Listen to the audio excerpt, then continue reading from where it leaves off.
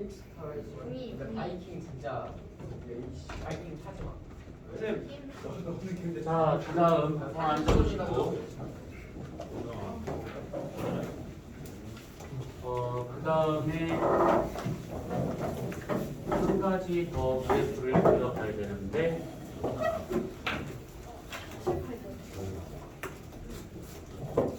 그냥 여기다가 그냥 지우고 그릴게요.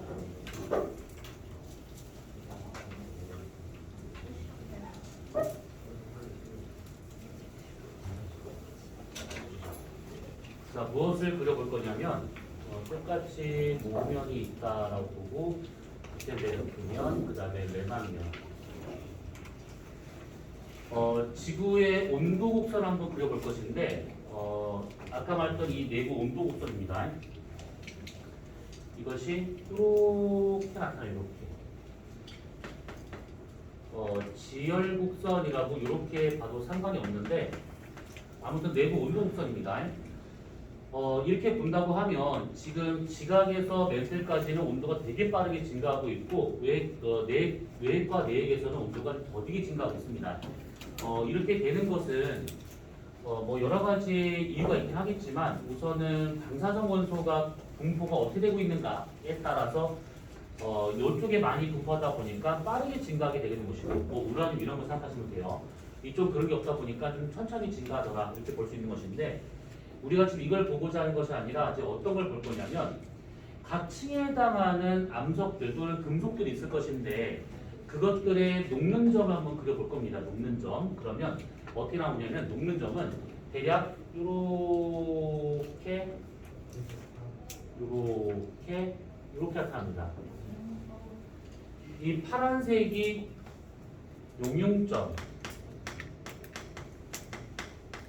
이라 친다고 하면 여기 지금 지각과 멘틀에서는 이 지구 내부 온도가 녹는 점 이하에 나타나고 있다 보니까 녹은 상태가 아니에요. 그래서 고체 상태로 존재하고 있는 것들이고 여기서부터 여기까지는 지금 똑같이 이 녹는 점이 그 지구 내부 온도보다 높기 때문에 고체 상태로 존재할 수 있다 요겁니다. 근데 여기만 지금 보시게 되면 녹는 점 이하 이 지구 내부 온도가 녹는 점보다 더 높게 나타나고 있어요. 그러면 당연히 액체로 존재할 수가 있더라 이 얘기죠.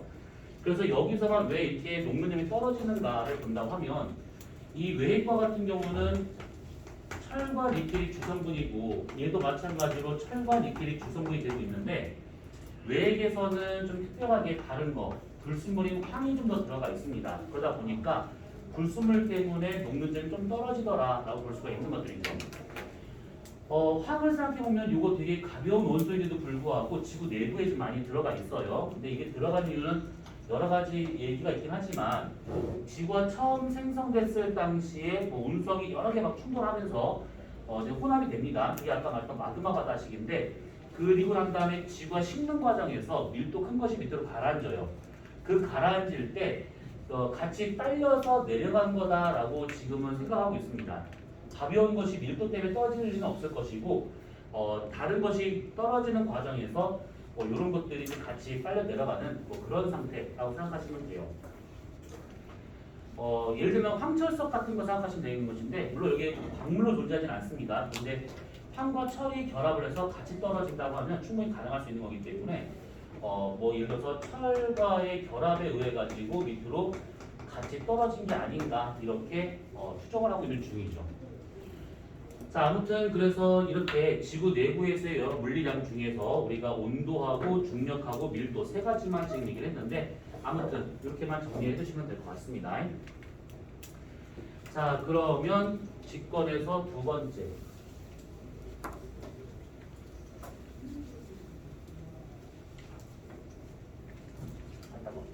지진파.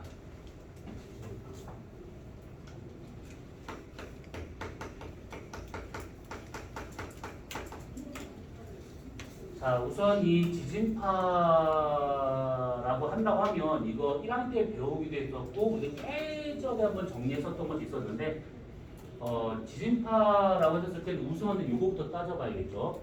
이렇게 지면이 있다라고 생각한다 치면 처음 지진이 발생한 그 지점을 진원이라 하고 얘랑 제일 가까이 있는 요 지표 여기를 진앙이라고 말하죠. 이렇게. 자, 우선은 이 지진이 처음 발생하는 이 지원 깊이에 따라서 지진을 이제 구분할 수가 있는 것이 우리가 판 구조로 하면서 몇 번 얘기했었는데 뭐 정확한 킬로미터까지는 알 필요가 없습니다. 대략 지표 0에서부터 뭐 지하 70km 요 구간에서 발생하면 천발 지진 70에서부터 해서 한 300km에서 발생을 한다. 그럼 이거 중발 지진 300km보다 더 깊은 곳이다. 그러면 얘는 신발 지진 이렇게 표현하고 있습니다. 천발, 중발, 신발 이래가지고 이게 뭐 킬로미터로 해서 구분하고 있긴 한데 뭐 사실 이렇게까지 할 필요 없는 것이고 그냥 얕은 곳의 지진과 깊은 곳의 지진이 있다 이렇게만 우선 알고 있어도 돼요. 이것은 자 그리고 이런 지진이 발생하는 이유는 뭐 여러 가지가 있습니다. 근데 뭐 발생 원인을 먼저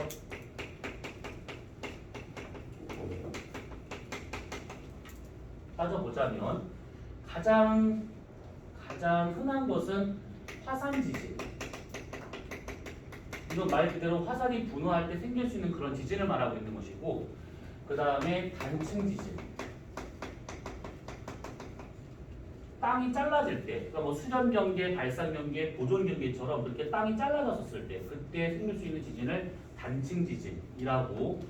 그 다음에 함물 지진이라고 하는 것도 있어요. 함물 지진은 함물 무너진다는 뜻인데, 뭐 동굴이 무너진다거나 아니면 산사태가 난다거나 뭐 이런 식으로 자연적으로 발생할 수 있는 그런 지진을 말하고 있는 것이고, 그 다음에 인공 지진. 이거는 뭐 지금 막 한참 막 러시아랑 우크라이나 지금 전쟁하고 있는 중인데 그 썩을놈의 새끼들을 그거 녹화 중인데 그 상놈 여기 안 나올 수가 없어서 그래. 방금 뉴스보다 정말 진짜 개빡쳤는데 그 인류가 만약에 식량의 지금 위기가 오고 있는 중인데 여러분 잘 못 느끼겠지만 지금 올해부터 해서 내년까지가 지금 극심하게 아마 식량난이 올 거다라고 지금 보고 있어요. 전쟁 때문에, 기후변화 때문에 두 가지 이유로 인해서. 근데 러시아가 미쳤는지 이거는 인도적 차원에서 하면 안 되는 짓거리를 했어요. 뭐냐면 그 식물 종을 저장하는 식물 저장고가 있어요. 그 씨앗 같은 걸 저장하는 데가 우리나라도 있는데 거기를 지금 쑥대밭을 만들어놨어요. 거기를요. 근데 식물 저장고와 같은 경우에는 그거는 전쟁을 아무리 그렇게 한다 하더라도 그거는 손을 대면 안 되는 것이 전쟁이 끝나고 난 다음에 그 멸종하고 있는 식물들을 거기서 이제 씨앗을 꺼내가지고 다시 재배를 해야 돼서 그것만큼은 건들면 안 되는 것인데 건드렸어요 거기를 지금. 그래서 그냥 완전히 불질러 버렸던데 거기가 그 미친 개식 아우씨 짱놈의 새끼들 진짜 아우 열받아 진짜. 아무튼 인공지진은 이제 그런 것들이에요. 그러니까 식물 저장고를 불태우는 게 인공지진이 아니고 미사일처럼 이렇게 뭔가 폭탄이 터졌었을 때 또는 핵실험을 했었을 때 인공적으로 만드는 그런 흔들림을 인공지진이라고 하고 있는 겁니다. 그리고 유발지진.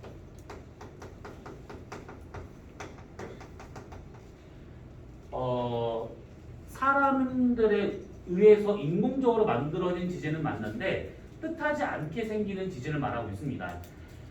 예를 들면 댐이 붕괴를 한다거나 건물이 무너진다거나 그러면 당연히 땅이 흔들릴 것인데 그런 것들도 다 지진으로 보고 있는 겁니다. 그러니까 이 정도의 흔들림도 지진으로 사실 봐요. 이 정도의 흔들림으로도. 그래서 건물이 붕괴돼서 생길 수 있는 그런 지진도 유발지진이 되는 것인데 아마 여러분들은 태어나기 전이라 아마 모를 건데 저기 서울에 그 삼풍백화점이라고 해가지고 지금은 없는 건데 그 백화점이 무너져서 이제 뭐 사람 많이 죽었었잖아요. 근데 아마 여러분들은 뉴스로 봤거나 아니면 교과서에 나오나 그런 게 아무튼 뭐 그런 걸로만 봤지 실제로는 보지 못했을 겁니다. 그 다음인가 그 다다음인가 다리도 무너졌죠. 성수대교도 무너져가지고 그때 나는 기억나는 게 고등학생이었는데 버스 타고 막 가고 있는데 찡겨서 막 가고 있는데 뉴스로 막 성수대교 붕괴했다, 사람들 많이 죽었다, 뭐 이런 뉴스가 기억이 나요. 나이 많이 들어오네. 자, 아무튼 그래서 이런 것들이 있습니다. 이런 식으로. 요게 중요한 것은 아니고 지진파에 대한 것부터 이제 보도록 합시다. 지진파. 전화 좀 바꿔야 될까요? 여친이야? 네. 여기서 받아봐. 오. 여기서 받아봐. 아니요. 여친이야? 네. 그러네. 알았어. 뭐 조용히 갖고 와. 조용히 갖고 와. 이제 학원 안 들어오는 거 아니야? 아유, 자들. 아유, 아 인생 싸. 아유, 안타깝다.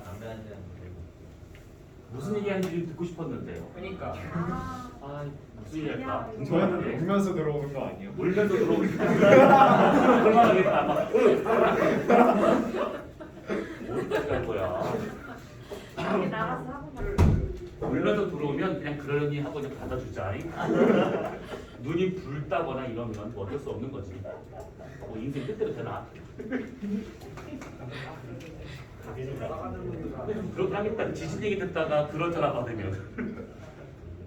자, 지진파예요. 지진파. 자, 지진파와 같은 경우에는 우선은 크게 두 가지로 나눠서 볼 수 있는 것이 어떻게 통과를 하는가, 통과 형태에 따라서 우선은 볼 수가 있는 것이 뭐가 있냐면, 자, 지구가 요래 있습니다. 요렇게 뭐 여러 개의 층으로 구성되어 있지만 그냥 그런 거 다 무시하고 여기서 지진이 처음 발생했다라고 한번 가정해 볼 겁니다. 자, 그러면 이렇게 지진이 발생을 해가지고 이것이 지구 내부로 이렇게 전달될 수 있는 지진파가 있는데, 이런 지진파를 뭐라고 그러냐면 실체파라고 합니다. 그리고 지구 내부로 들어가지 못하고 이렇게 지구의 표면을 따라서만 이동할 수 있는 지진파가 있어요. 이런 것들을 표면파라고 하게 됩니다.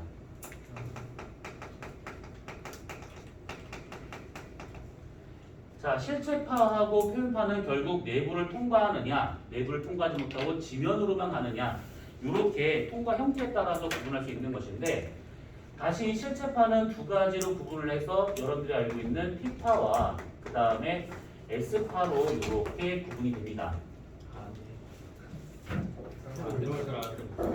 괜찮아? 울면서 들어왔어야지.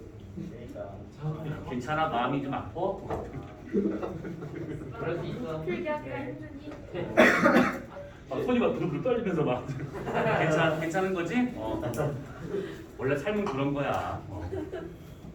자, 표현파라고 하는 것은 두 가지로 구분을 했었을 때, 하나는 LQ라고 쓰는 러브파라고 하는 것이 있고요. 그 다음에 L알파라고 쓰는 어떻게 괜찮니? 네. 네일리파가 있어요. 잠깐 보내고 왔지. 예, 괜찮아. 자, 이렇게 두 개로 구분합니다. 이렇게 크게 실체파하고 표현파로 구분이 되고, 실체파는 다시 P파, S파로, 그 다음에 표현파는 러브파하고 네일리파로 구분이 되고요. 영상에다 녹화했어요. 자, 아무튼 이거 공유할 건데. 이거 단톡방에 올릴 건데. 이거 클립 따가지고 쇼츠로 부모님한테. 진짜 나 이거 편집할 줄 몰라. 그래서 이걸 근데 단톡방에 올릴 거야. 이거 끊으면 안 돼요. 그래파라 나이. 쇼츠. 자, 그래서 됐어, 조용히 해봐. 자, 요렇게 지금 되고 있는 것들인데, 아 진짜 부모님 보시면 큰일 나겠다. 아셔?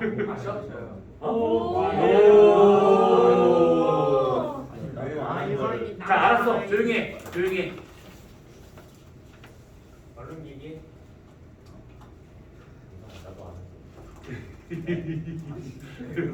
자, 우선은 P파와 같은 경우에는 다른 거는 다 집어치우고 흔들리는 것 정도 다 집어치우고 우선 형태만 본다고 하면 얘는 종파가 되고 있는 것이죠. 진행하는 방향하고 진동하는 방향하고 얘가 같은 상태, 요거를 우리가 종파라고 하게 되는데, 요거는 그냥 금방 지울 겁니다. 자, 지면이 요렇게 있다라고 친다고 하면 지진파가 이쪽 방향으로 진행한다라고 하면 가정을 해줬을 때, 종파와 같은 경우에는 진행과 진동 방향이 같은 상태로 이렇게 가는 것을 우리가 P파, 종파라고 말할 수 있는 것들이죠. S파와 같은 경우에는 요거 횡파라고 얘기를 하는데, 횡파는 진행, 진동 방향이 직각인 경우를 말하고 있는 것이죠. 그래서 진행 방향이 이쪽이다. 그러면 흔들리는 방향이 진동 방향이 이렇게 나오는 것이 이게 횡파, S파가 되고 있는 겁니다. 러브파와 같은 경우에도 요거 횡파라고 볼 수가 있는 것인데 요거랑 얘가 직각관계인데 얘하고 얘가 지금 직각관계인 거는 뭐 딱 봐도 알 수 있는 것인데 사실 직각관계는 이것만 있는 것이 아니라 요것도 직각관계 되고 있는 것이죠. 이렇게 움직이는 것도. 그래서 진행 방향이 이쪽인데 이쪽으로 진동을 한다. 그럼 이것도 직각관계가 되고 있어서 이것을 횡파라고 말하고 있는 겁니다. 대신에 얘는 물결처럼 이렇게 가고 있는 S파가 되고 있지만 얘 같은 경우에는 뱀이 움직이는 것처럼 보이기 때문에 같은 말로 이것을 사행파라고도 말합니다. 뱀이 움직이는 것처럼 가는 지진파다 이런 뜻이에요. 자, 그 다음에 레일리파와 같은 경우에는 이거 보통 복합파라고 말합니다. 이 복합파라고 하는 것은 이거 세 개 다 온다 이렇게 표현을 한 것처럼 느껴지지만 사실 그런 식으로 가는 것이 아니고 이렇게 지표가 있는 상황에서 이쪽으로 진행을 한다. 그러면 얘 지진파는 여기서 이렇게 크게 원으로 돌고 있는 이 지진파를 의미하고 있는 겁니다. 이렇게. 그래서 이렇게 원의 운동으로 가고 있는 것들을 우리가 레일리파라고 이렇게 얘기를 하고 있는 중이죠. 자, 그러면 이렇게 있었을 때 보통은 이 러버파하고 레일리파 두 개 합쳐가지고 이것을 앞에 L자 쓴 이유가 롱 웨이브라 해서 얘가 크다라고 해가지고 이것을 L파 또는 장파 이렇게 말합니다. 자, 우선은 이렇게 되고 있어요. 그럼 여기서 중요한 것은 뭐냐면 파형도 파형이지만 얘가 진행을 하면서 암석 내에서의 밀도 변화가 있냐 없냐 이걸 따져볼 필요가 있는데 밀도 변화는 이 암석에 부피 변화가 있는 걸 말하고 있는 겁니다. 그래서 밀도 변화를 봤을 때 얘는 밀도의 변화가 있는 지진파를 말하고 있는 것이고 요 두 가지 같은 경우에는 밀도 변화가 없는 상태를 말하고 있는 것이고 레일리파 같은 경우에는 밀도 변화가 있는 상태를 말하고 있는 겁니다. 그래서 암석 내에서의 밀도 변화가 있냐 없냐 이런 식으로 구분하는 것이 이제 뭐 파형에 따른 뭐 실제파냐 표현파냐 이렇게 구분이 돼요. 자, 그 다음에 두 번째와 같은 경우는 전달 형태에 따라서 구분이 돼요. 요게 아까 처음에 얘기했었던 모호로비치치가 얘기했었던 그걸 지금 얘기하려고 하는 것들인데 뭐냐면 요렇게 관측소가 있습니다. 그 다음에 여기쯤이 그 모호로비치치 불연속면 그러니까 지각과 멘틀이 이렇게 있다라고 한번 가정을 하고 진원지가 사실 여기 지각 내 어딘가 될 것인데 조금 헷갈리니까 여기 지표가 진원지다라고 한번 가정을 해볼 겁니다. 지금도 쓰는 것은 색깔 맞추는 것들이에요. 자, 우선은 지금 여기 진원지에서 관측소로 지진파가 전달되는데 다른 거 다 필요 없고 딱 P파만 지금 보도가 돼요. P파만. S파도 있고 L파도 있고 여러 가지긴 하겠지만 딱 P파 하나만 지금 보는 중입니다. 자, 여기서 빵 하고 터지게 된다고 하면 그때 지진파가 이렇게 지면을 따라서 곧장 이렇게 오는 지진파가 있어요. 이런 지진파를 직접파라고 말합니다. 그리고 어떤 지진파는 여기서 파가 이렇게 쭉 이렇게 동시만상으로 진행을 하고 있을 것인데 매질 다른 경계면을 만나면서 얘가 이렇게 튕겨서 올라가는 지진파도 있습니다. P파예요. 이거 다 반사파라고 얘기를 해요. 그리고 어떤 P파와 같은 경우에는 여기서 빵 터졌을 때 일로 쭉 파가 진행을 하는데 매질 다른 경계를 만나니까 여기서 이렇게 오다가 이쪽으로 얘가 굴절을 해야겠죠. 얘가 밀도가 큰 거니까.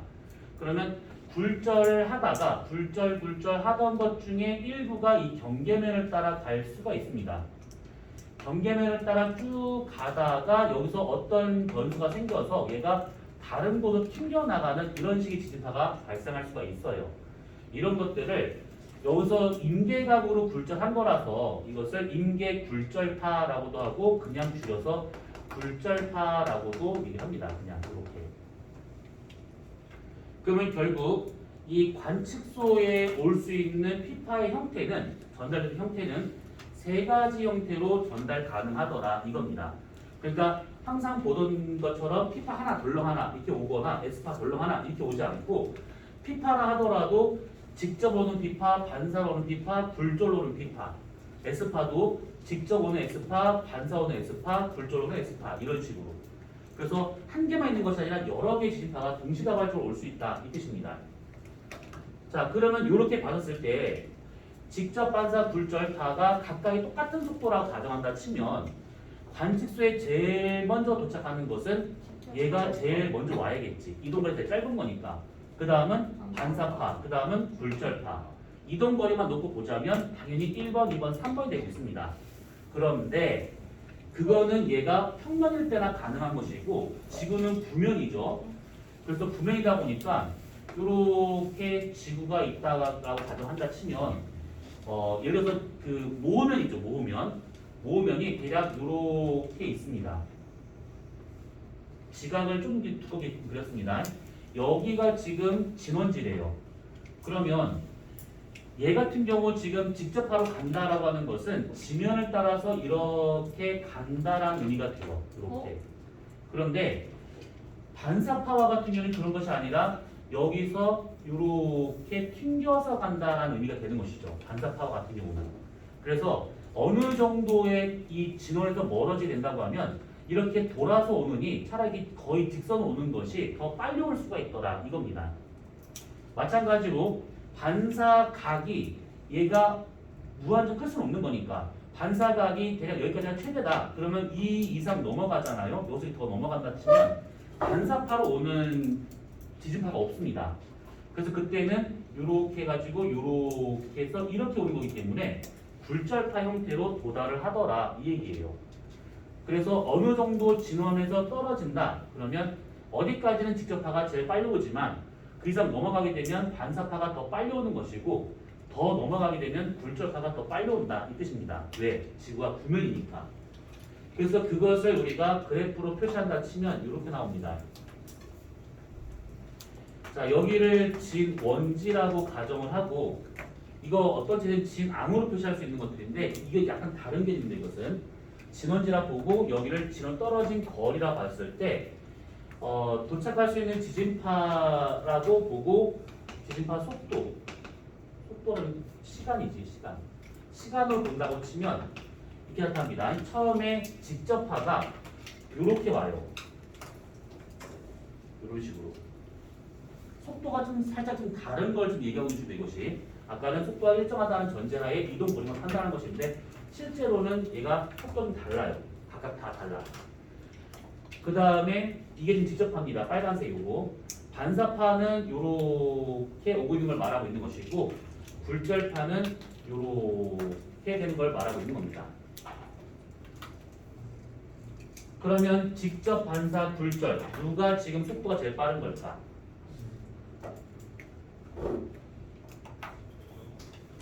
지금이 언젠데요?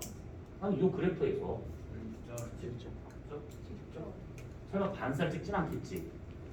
굴절과 직접 중에서 누가 더 빠른 거야? 굴절 더 빠른 겁니다. 시간 거리가 지금 xy 바뀌었죠. 그래서 기울기가 작을수록 더 빠른 것이죠. 그래서 이렇게 나타나고 있다는 얘기인데 이 얘기는 결국 뭐냐면 이게 지금 직접 오는 피파, 반사 오는 피파, 굴절로 오는 피파라고 친다고 하면 관측소에서 이런 오는 형태를 모르고 그냥 피파다라고만 본다 치면 여기까지는 직접파가 제일 먼저 도착한다 이 뜻이고 도착 시간. 그 다음에 여기를 넘어서서 여기까지 본다 라고 치면 노란색이 지금 제일 밑에 있는 거잖아요. 반사파가 먼저 온다 이 뜻이고 이 거리를 넘어서게 되면 파란색이 제일 밑에 있는 거니까 얘가 먼저 도착한다 이 얘기죠. 그래서 요것을 그대로 연결을 해보게 되면 뭐 없어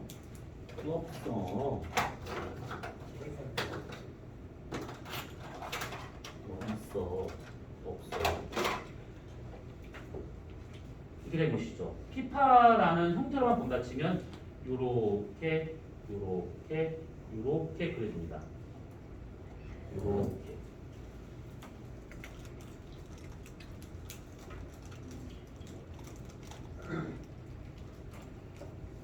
자, 그래서 이런 식으로 전달된 형태가 다르다 보니까 저런 식으로 피파가 도착한 시간에 대한 그 곡선이 직선이 아닌 이게 곡선처럼 이렇게 나타나더라라는 겁니다. 이것을 뭐라고 그러냐면 주시곡선이라고 해요. 이것을 주시곡선.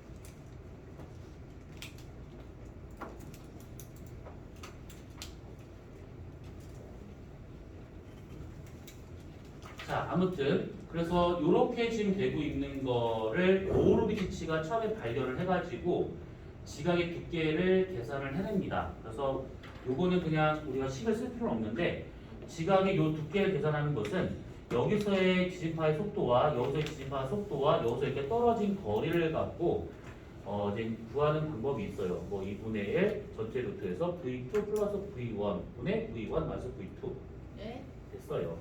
안 쓴 거 일부러 그래서 그러니까 그냥 계산할 수 있는 방법이 있구나 이렇게만 그냥 들어본 적 있는 것 같아요 이렇게만 알고 쓰면 돼요. 자 그러면 우선은 지진파라고 하는 것이 이렇게 되고 있다는 것은 됐고 자 그러면 주시곡선의 얘기를 좀 보도록 합시다.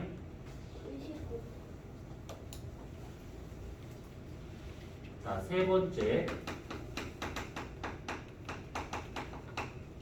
주시곡선입니다. 그러니까 뭐냐면 진원지에서 떨어진 거리에 따라 가지고 얘네들이 어떻게 피파가 몇 시에 도착하는가 그걸 다 점으로 한번 찍어 보는 겁니다. 근데 여기서 말한 것은 진원지에서 떨어진 거리에 따라서 그래프를 그려본 것이고 그걸 주시곡선이라고 하고 여기서 지금 그릴 것은 그게 아니라 진앙에서 떨어진 거리에 따른 주시곡선을 좀 그려볼 겁니다. 뭐 다른 건 아닌데 조금 방법이 달라요. 뭐냐면 얘는 지진파의 속도 접선 기울기를 갖고 그리는 것이 얘라고 친다고 하면 얘는 지진이 기록된 거 있죠. 지진 기상 지진이 기록된 상태 지진 기상 요거에서 나오는 PSC를 갖고 구해보는 겁니다. PSC 겁나 오랜만에 들어보죠. 지진을 기록한 걸 보게 되면 처음엔 쭉 가다가 이렇게 나타난다 이런 식으로. 그럴 때 보통 여기가 P파가 도착한 시간, 여기가 S파가 도착한 시간이라고 표현하고 있는 것들이죠. 자, 근데 이런 식으로 기록되고 있는 지진 기상 저 모양은, 저 형태는 이게 어느 정도의 거리에 따라서 그러니까 여기가 진원지다라고 가정을 해보고 여기가 진앙지다라고 본다 치면 관측소가 이렇게 우리가 한 개만 있는 것이 아니라 몇 개 이렇게 있을 거잖아요. 그러면 각각 관측소에 기록되고 있는 A, B, C에서의 요것이 좀 다를 겁니다. 뭐냐면 진원거리가 지금 A가 제일 짧고 C가 제일 멀리 있어요. 그러면 P파 도착 시간과 S파 도착 시간의 차이 여기서부터 여기까지의 이만큼의 시간차를 이것을 우리가 PSC라고 하고 있는데 PSC는 거리에 비례하는 값이죠. 그래서 PSC의 크기는 A가 제일 짧고 멀리 있을수록 더 길어진다. 이 뜻이 되고 있는 겁니다. 그래서 각각 관측소에서 기록되고 있는 저 지진 기상을 그래프 하나에다가 우리가 몰아 넣을 수가 있는 것이 이렇게 나타나게 돼요. 여기를 진앙, 그 다음에 여기를 떨어진 거리, 이쪽을 도착 시간 이라 친다고 하면 우선은 P파는 이렇게 기록이 되고요. S파는 이렇게 기록이 됩니다. 자, 무슨 얘기냐면 만약에 이 떨어진 거리 A라고 하는 지점이 있습니다. 그러면 A가 이렇게 딱 치면 A에서 기록된 요것을 그대로 내려 꽂아 넣는 겁니다. 이렇게 A에서 기록된 요 지진 기상을 꽂아 넣잖아요. 그럼 어떻게 되고 있냐면 쭉 가다가 P파가 도착하는 거, S파가 도착한 거 이렇게 B 지역도 마찬가지로 쭉 가다가 P파 도착 그 다음에 S파 도착. C 지역에서도 마찬가지로 이렇게 해가지고 P파 도착, 그 다음에 S파 도착 이렇게 넣을 수 있다 이 얘기지. 그러면 지금 여기서 나오는 P파와 S파의 이만큼의 시간차 그리고 이게 지금 다 PSC가 되고 있더라라는 게 PSC 이렇게 다. 그러면 이 그래프에서 우리가 볼 수 있는 것은 첫 번째는 진앙에서 멀어질수록 PSC는 길어지더라 이거랑 그 다음에 진앙에서 멀어질수록 흔들리는 정도 진폭이죠. 진폭이 줄어들고 있더라 이렇게 알 수가 있는 겁니다. 그리고 이 그래프에서는 PSC를 통해 가지고 진앙거리를 구할 수가 있어요. 진앙거리. 그러니까 만약 예를 들어서 어느 지역에서의 PSC가 예를 들어 만약에 뭐 60초였다. 그러면 60초에 해당하는 간격을 찾아내면 돼요. 여기서 쭉 해서 이게 60초만큼의 간격이다. 그러면 쭉 가서 맞는 걸 딱 찾으면 아 여기쯤이네. 그러면 여기서 여기까지 60초니까 그냥 그대로 숫자만 읽으면 그게 진앙거리가 되는 거예요. 그래서 이 주시곡선에서는 진앙거리도 알 수 있다라는 거. PSC의 크기는 멀어질수록 커진다. 진폭은 줄어들고 있다. 그 다음에 PSC를 알게 되면 진앙거리를 그냥 쉽게 구할 수 있다. 이런 식으로.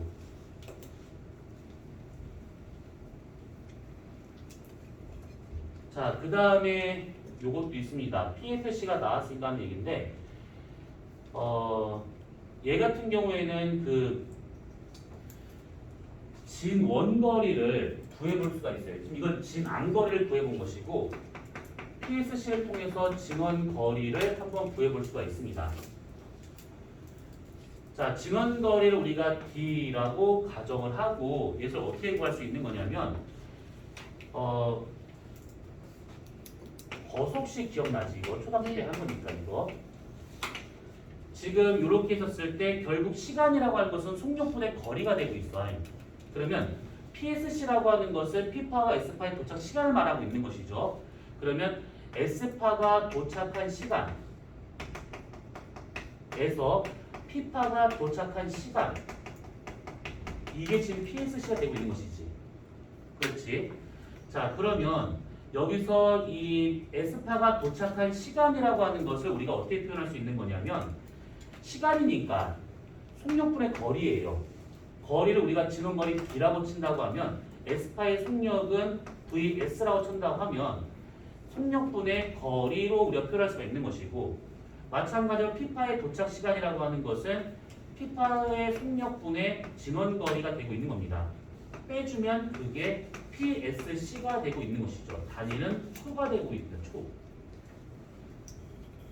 자, 그럼 이렇게 해가지고 PSC가 나온다라고 하게 되면 결국 D라고 하는 것은 진원거리라고 하는 것은 SP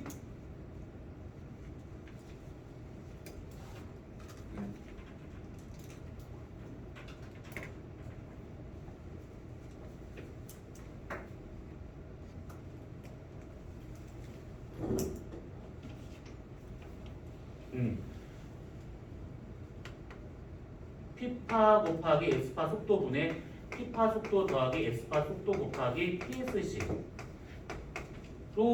구할 수가 있는 것이죠.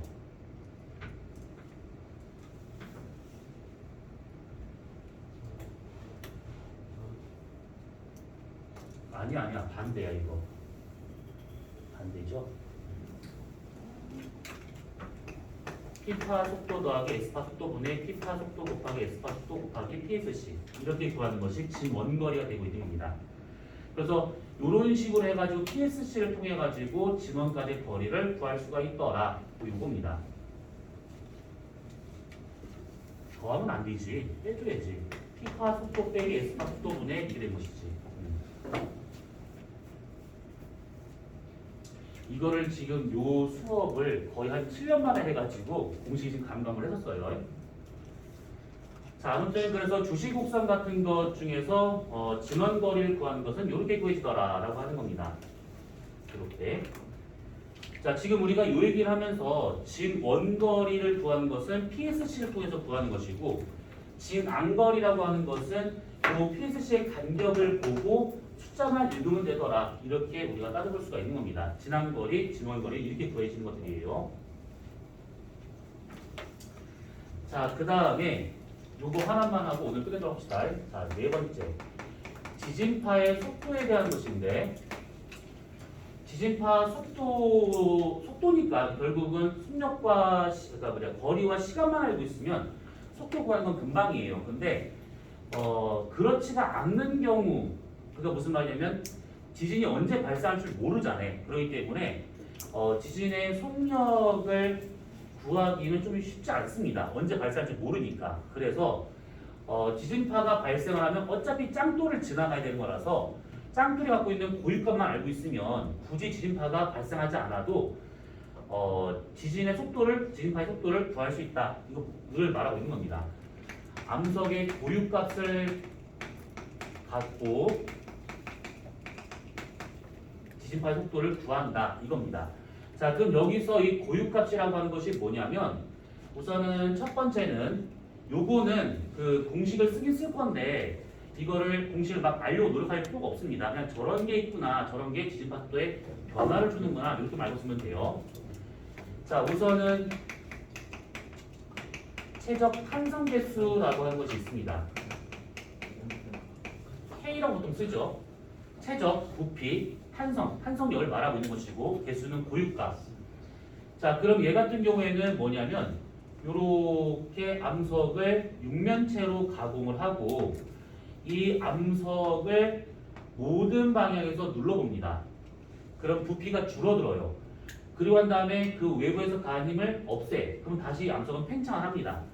근데 너무 꽉 누르면 다시 말하면 탄성 한계를 넘어서게 된다고 하면 다시 원래대로 얘가 부피가 팽창을 안 합니다.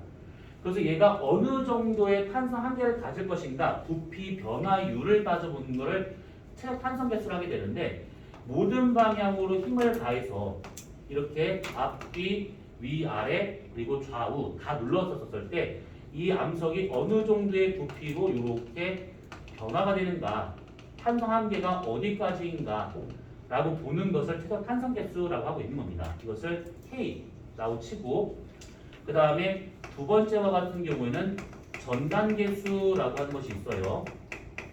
뮤라고 보통 쓰는데 얘 같은 경우에는 암석을 이렇게 단단하게 바닥을 고정을 시킵니다. 그리고 한 다음에 대가리에다만 힘을 가해요. 그러면 이 암석이 점점점 이 휘어지다가 뚝 부러집니다. 그 부러지기 전까지의 변형률,